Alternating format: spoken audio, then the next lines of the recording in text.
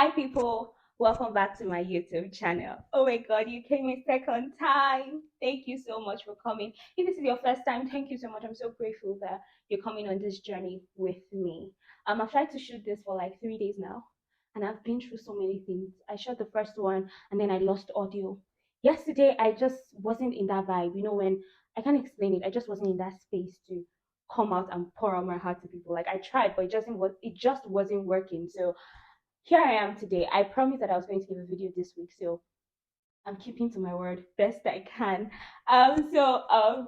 This video is about something that has really helped me navigate through life, and I actually the idea for it came to me when I remembered something from where in my teens basically, and it's so embarrassing to share, but I remember when I was like in my early teens and I think I was reading the Bible once or twice. You know how it is where maybe you go to church or you're bored. Back then we didn't have all the things that we have now. So sorry, pick up my Bible because I probably didn't have data. And then I picked up my Bible and I was reading. So this is like probably when I was 11, 12, or 13. I can't remember exactly.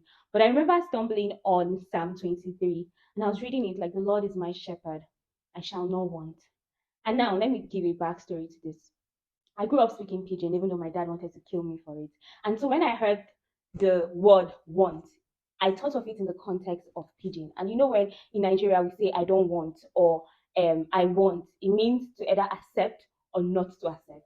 And so when I was reading that in scripture, I was coming with that mindset or that understanding of pidgin and the context of that. And I was reading, the Lord is my shepherd, I shall not want. I remember looking at that and saying, like, why the hell is this in the Bible? I thought the entire point was worshiping God. Why the hell is the Bible saying the Lord is my shepherd? I shall not want.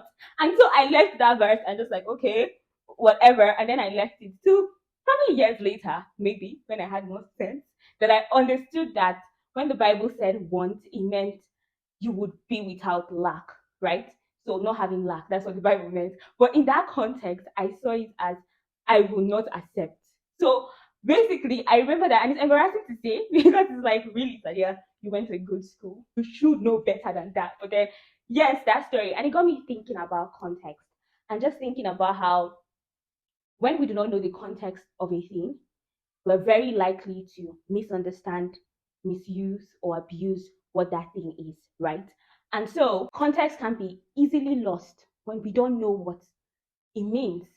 And for me, I think of it and I look back at some of the arguments I've had with people. I've looked back at some of the things I did not understand. And it was simply because I did not get the context with which the person I was arguing with was coming from, or even the situation itself. And so, if you do not understand where a person is coming from, why they are saying the things they are saying, it's easy to misunderstand each other and not see each other's perspective. And so, context is such a huge thing when it comes to understanding, when it comes to communication, and just even in navigating life, because people have different contexts. I think on TikTok, there's this argument about Tyler, and she said she's colored. And people in the United States were already like, what the hell? Like, how the hell? This is, the colonial mindset. They've ingrained it so much in Africans that they even address themselves as colored. But for Tyler, she's coming from South Africa. That's what they are called. It's not necessarily a derogatory term. It's just what they are called. But for people who grew up in America and they've gone through all the racism and slavery, colored is basically an insult. So context is very, very important when you want to understand people. And I think that most times, in order to understand context, or when we fail to understand context, is because we do not come in with a consciousness of empathy, of openness, and sometimes even intimacy. So this is my point, right? Context plays such a huge role in understanding one another. So you may meet somebody who is an addict, right? Or they are klepto, and you see them. The moment you look at them, it's like you see the thing that they do or the things that they are known for, the addiction, for stealing, right? And it's easy to just see them as just that. But then when you begin to unpack their reality, to understand that, oh, there's a possibility that they started smoking or drinking or taking whatever drugs because they were trying to escape something else. It gives you a context about them that almost teaches you to know them more and to treat them as not just one thing. So, most times, for you to have proper context, you have to have empathy. You have to see people beyond just what seems obvious or what you think is truth, because sometimes you may come in with your own preconceived notion or assumptions of who a person is, of what they say, of how they show up in the world. But then it's not always the case, because if you do not understand who they are, you will miss out on who they are, basically. And so for me, I think that context plays a huge role when it comes to our relationship with God. Like sometimes, like I mentioned earlier, I was reading scripture and I saw something and read it from my context, and it did not make sense to me. And I dropped the Bible. I was like, okay, that's weird. That's some weird ass stuff.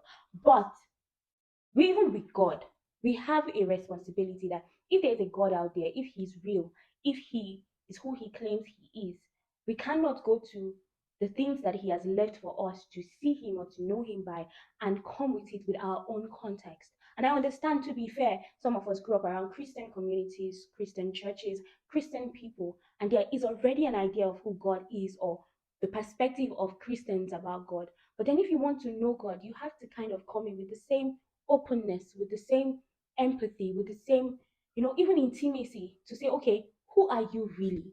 And the truth is that with every single relationship, right, except the ones where, oh, we come in with assumptions and then they prove us wrong and then we are changed. Sometimes for you to be able to connect with a person, you almost have to come in with a blank slate and say, okay, who are you? I want to know you. And that's why sometimes we struggle to know people, because we judge them by who other people say they are. And we don't understand the context of what happened between them and the person that is beefing them and all of those things. But all this to say that at the end of the day, context is such a huge thing. Knowing why a thing exists, how it came to be, and what it is very important. And we cannot go into, especially because I've had discussions with friends who are agnostic, who are atheists, who are whatever other is there is out there, and they've come in with a preconceived notion of who God is. And scripture tells you that anyone who comes to God must believe that He is, and He's a rewarder of those who diligently seek Him. It also says that you must have a humble and contrite spirit. And what does that mean? It means that you come in open to actually learn. You're not coming in with a mindset of, I know who you are, I'm just looking for more verses to prove who you are, but with actually a humility of heart to say, I really don't know. Like, I've had different ideas, but there's a possibility that you're more than this. Or even if you're that thing that I think that you are, there may be a context as to why you are that way. And I was listening to something by Pastor Chintak this morning, and he was just talking about, somebody's story that had spoken to him and just shared her heart with him. And then it was a case of somebody who was struggling with forgiveness.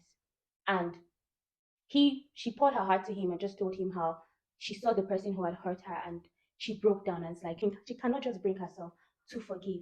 And then Pastor Chintok said while he was talking with her, it was like God took him to another realm where he saw the person who hurt her, and God showed him that that same person who hurt her had been hurt by someone else. So it was like there was a generation of hurt that was repeating itself, and then God showed him someone else that she had hurt.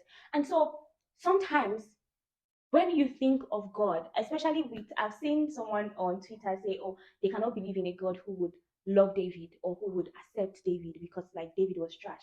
But God, more than any one of us, has the purest, most accurate context of all of our lives. And not just what we know, but even the things that we do not know, even the tendencies that we had, the reasons behind the actions that we portray and we do.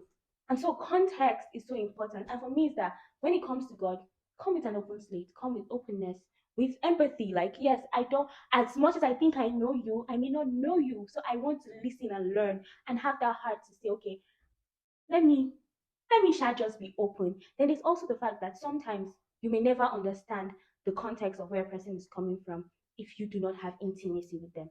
And so it's important that even with God we are that way. And even with people, the moment we begin to have a mindset that people are not just their actions, but they are a series of things that have led them up to that moment. And even if it may seem bad, there may be a lot that has happened that has fueled those actions. So you almost have more empathy, because now you can see them as not just that problem, but as people who are struggling, who have made mistakes, who are making mistakes.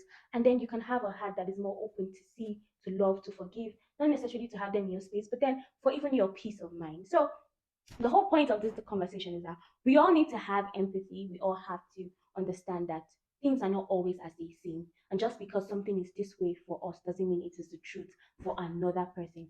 And lastly, give God a trial. Like, actually get to know Him, not from what your pastor from when you were 13 in your Orthodox church was saying, or even somebody on media that you took a clip for 2 minutes and they said something and you're so triggered. actually know him for yourself. If he's real, he will reveal himself to you if you actually come humble and open to know him. So, guys, I've said a lot. It's a long talk, but I just hope that I was able to make sense and kind of communicate with you on why we all have our vantage points, but there's one who knows it all. And so we all have the responsibility, if we want to truly love people, to come in with openness, with kindness, with empathy, and most importantly, to actually meet the one who knows us all to show us how to relate one onto another. So, Igobi guys, thank you so much for joining in. Don't forget to like, to subscribe, and I think I'm gonna do a vlog next. Hopefully, I go somewhere. See, I'm a homebody, so most times I'm like at home working, and after I'm working, I'm chilling. So, but maybe a vlog just carry you guys along. So, thank you. Like, subscribe. Bye, people. I hope this thing recorded because I'll be so pissed.